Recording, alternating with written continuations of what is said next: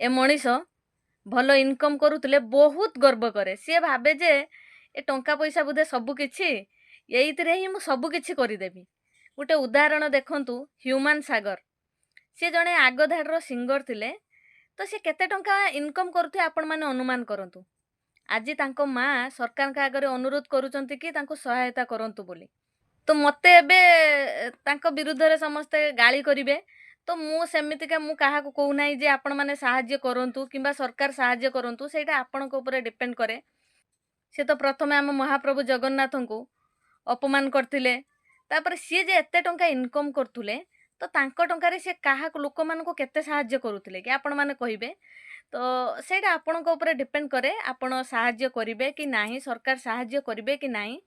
କିନ୍ତୁ ମୋର ଏଇ କଥାଟି ଯେ ଯେତେ ଟଙ୍କା ଇନକମ୍ କଲେ ବି ଗୋଟେ ରୋଗ ଏମିତି ଆସିବ ପୁରା ଧ୍ୱଂସ କରିଦବ। ଆଉ ଗୋଟିଏ କଥା ହେଲା, ଯାହାକି ଶୁଣିବାକୁ ମିଳୁଛି, ତ ମୁଁ ତ ଦେଖି ନାହିଁ ନା ତ ଯାଇକି। ତ ସମସ୍ତେ କହୁଛନ୍ତି ଯେ ସିଏ ମଦ ପ୍ରବଳ ପିଉଥିଲେ। ଦେଖ, ମଦ ପିଇଲେ ନା ପୁରା ସର୍ବନାଶ। ଯେତେ ଟଙ୍କା ଇନକମ୍ କର, କିଛି ବି ସେ ଟଙ୍କାର ମୂଲ୍ୟ କିଛି ବି ନାହିଁ। ଆଜି ମା ଆଜି ହାତ ଯୋଡ଼ିକି ସରକାରଙ୍କୁ ସାହାଯ୍ୟ ମାଗୁଛନ୍ତି। ତ ଭଗବାନଙ୍କୁ ଡାକୁଛି ବି ଆପଣ ବି ଭଲ ହେଇକି ଫେରନ୍ତୁ, ଆହୁରି ଭଲ ଭଲ ଗୀତ ଆଣନ୍ତୁ। ହୃଦୟ ଭଙ୍ଗା ଲୋକଙ୍କର ଆହୁରି ହୃଦୟ ଭାଙ୍ଗି ଦିଅନ୍ତୁ ଆପଣଙ୍କ ଗୀତ ଶୁଣିକି। ତ ଆପଣ ବହୁତ ଜଲ୍ଦି ଭଲ ହେଇକି ଆସନ୍ତୁ। ସେଇ ମହାପ୍ରଭୁ ଜଗନ୍ନାଥଙ୍କୁ, ଯେଉଁ ପ୍ରଭୁଙ୍କୁ ଆପଣ ଅପମାନ କରିଥିଲେ, ସେଇ ଭଗବାନଙ୍କ ପାଖରେ ପ୍ରାର୍ଥନା କି ଆମ ଓଡ଼ିଶାର ସମସ୍ତେ ପ୍ରାର୍ଥନା କରିବେ କି ଆପଣ ଭଲ ହେଇକି ଫେରନ୍ତୁ।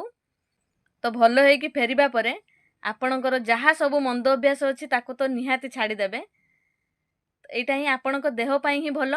ଆଉ ଯେଉଁମାନେ ବି ଦେଖୁଛନ୍ତି, ଆପଣମାନେ ଚିନ୍ତା କରନ୍ତୁ, ତାଙ୍କ ପାଖରେ ଏତେ ଟଙ୍କା ଥାଇ ବି ସିଏ ଆଜି ସରକାରଙ୍କୁ ସହାୟତା, ଲୋକମାନଙ୍କୁ ସହାୟତା ମାଗୁଛନ୍ତି। କିନ୍ତୁ ଆପଣମାନଙ୍କ ପାଖରେ କ'ଣ ଅଛି? ତ ଆପଣମାନେ 300 ଟଙ୍କା ଇନକମ୍ କଲେ ବି 200 ଟଙ୍କାରେ ପିଇ ଦେଉଛନ୍ତି। ଆପଣଙ୍କ ଦେହ ଖରାପ ହେଲେ କେହି ବି ଭଲ କରିପାରିବେନି, କେବଳ ଘର ଲୋକ ହିଁ ହଇରାଣ ହେବେ।